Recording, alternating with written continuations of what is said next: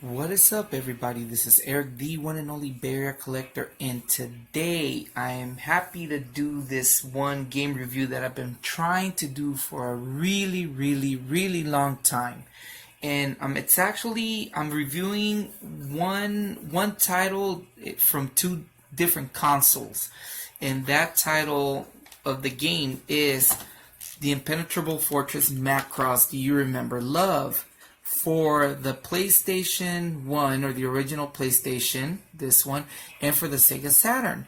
Now, the Sega Saturn version came out back in 1997 to celebrate the 15th anniversary of Macross, or what it's known here in the States as Robotech.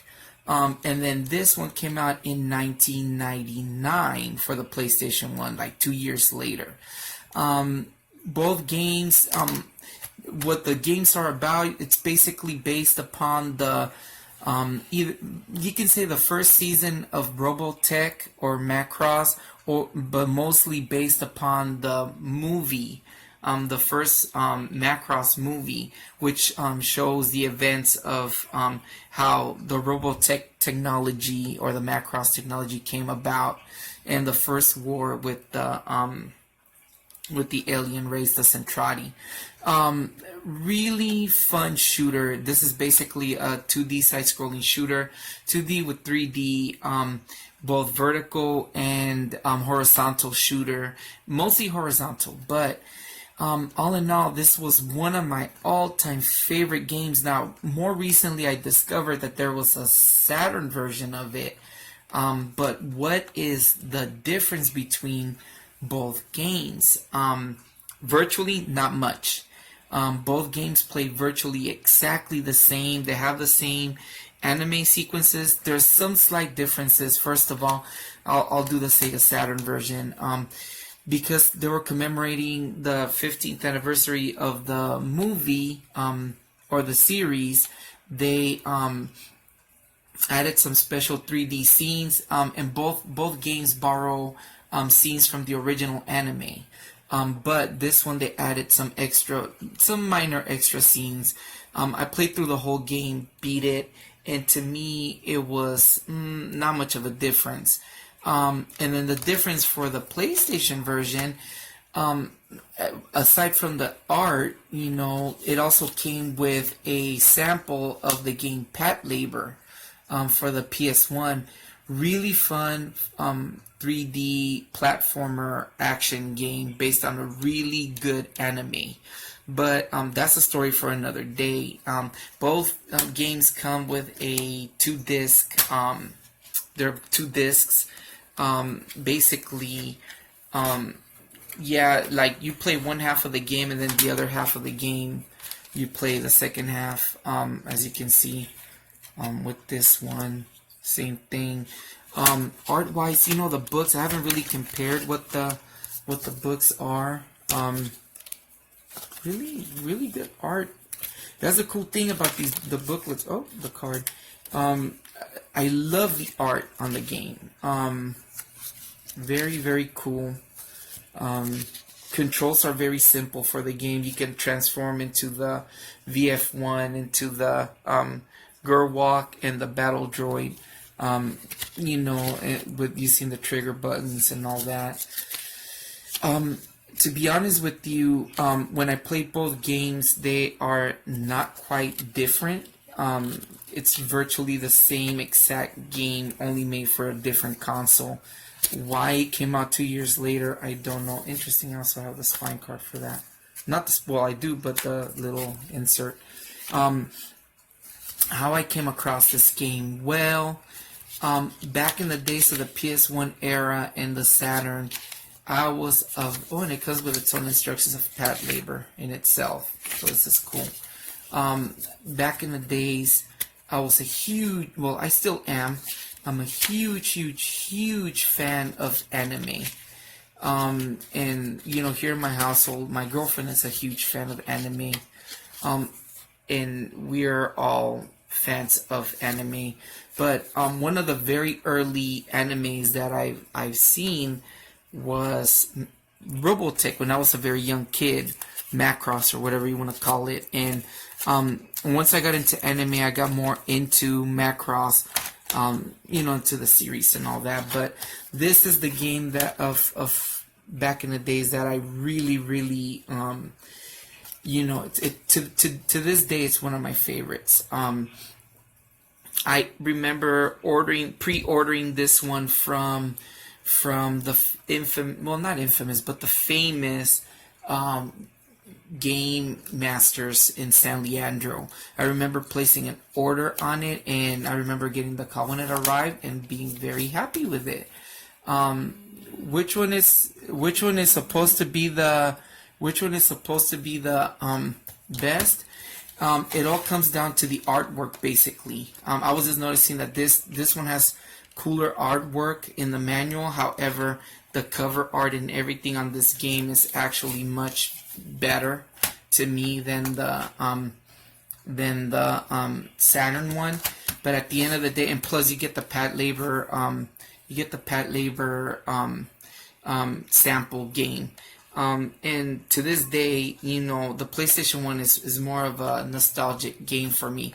But this one, I just bought it rather recently, a few months back. And, I'm so happy that I own both of them. Which one to choose, that's up to you, like I said, on artwork. But they're virtually the same game. This one is cheaper than this one. This one is becoming a game too expensive to own. This, as of the making of this video, and this one is already a game too expensive to own. So I would go, if you want to save money, go with this one. And this one has the cutscenes, the extra cutscenes, but it's not anything that's gonna be major. You're not missing out.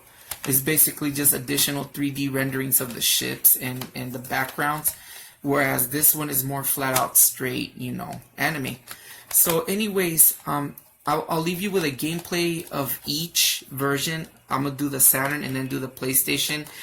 I was debating whether or not to do a gameplay of one or the other, but I wanted to show you so you guys can see that it's virtually the same game.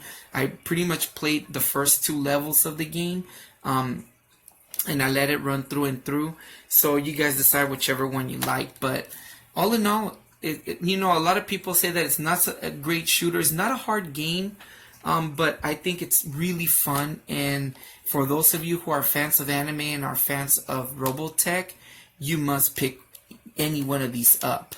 But anyways, I'm so happy to bring this review because I've been wanting to do this one for a really long time. And I'll leave you with a little bit of the gameplay footage of the game. I'll do a timestamp. But even if you watch the Saturn version, you're pretty much watching the PlayStation version. I didn't see much of a difference in graphics or whatnot. But they both, when I played it, I felt like the graphics were pretty decent. And I also want to bring out the point before I go that recently I just discovered that they made Robotech for the Nintendo Switch as a downloadable game for like $10 right now. That one is based on the Game Boy Advance version of the game, which plays pretty much the same as far as what the game's about, but the difference between the Game Boy Advance version, and the Nintendo Switch version compared to the Saturn and the PlayStation version is that it doesn't have anime. It's mostly just talking scenes. It's in English, and they have these special levels where you ride a tank, which to me was kind of but all in all, it's a must-have for the Game Boy Advance. I still haven't gotten it for the Switch. Maybe in the future when I get the Switch version of it. I'm waiting to see if it drops down in price. I'll probably get it and do a review then of that particular game. But as for right now, these are the ones to get for that series. For if you want to play pretty much the first season or the first version of Macross and / Robotech. And then later in the future, I'll do a video on that in the near future. But anyways, thank you so much for watching. This has been Erik, the one and only Bear Collector. Peace out.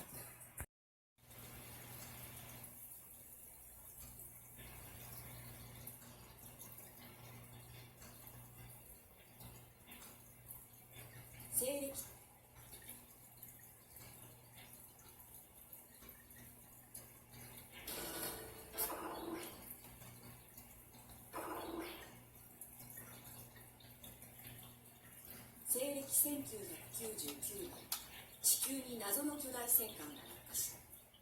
地球外知的生命体の存在に驚いた人類は、仮想敵に対抗しうる力を持つべく、この戦艦を修復改造している。10年の歳月を費やして完成した船は SDF-1 と名付けられ、宇宙へと旅立とうとしている。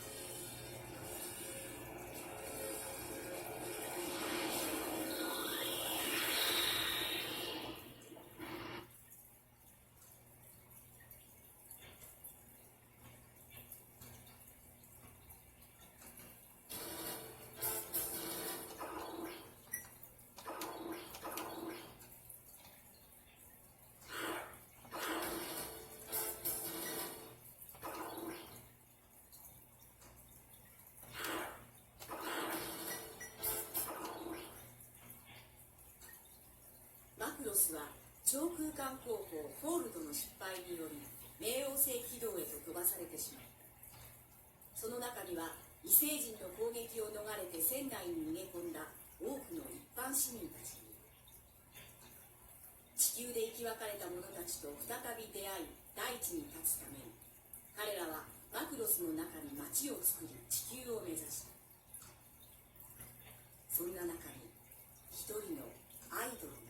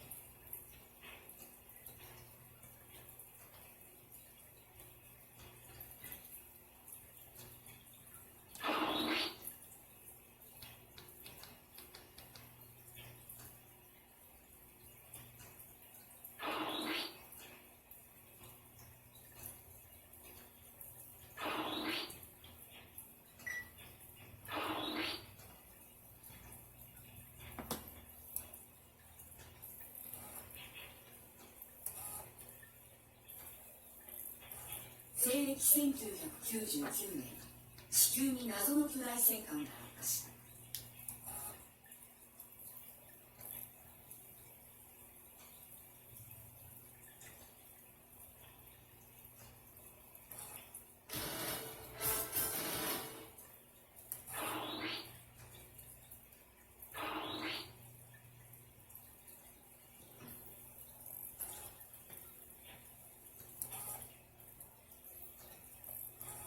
西暦1999年、地球に謎の巨大戦艦が落下した。地球外知的生命体の存在に驚いた人類は、仮想敵に対抗しうる力を持つべく、この戦艦を修復、改造していった。10年の歳月を費やして完成した船は、SDF-1 と名付けられ、宇宙へと旅立とうとしている。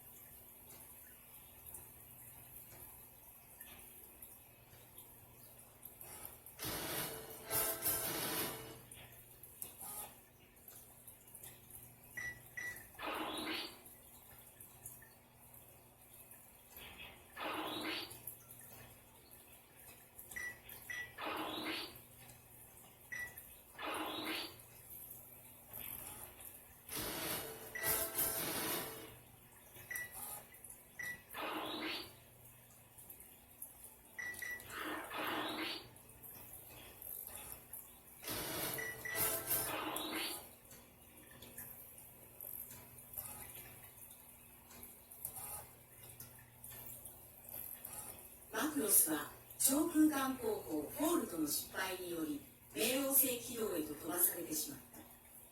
その中には異星人の攻撃を逃れて船内に逃げ込んだ多くの一般市民たちがいた。地球で生き別れた者たちと再び出会い大地に立つために、彼らはマクロスの中に町を作り地球を目指した。そんな中に一人のアイドルが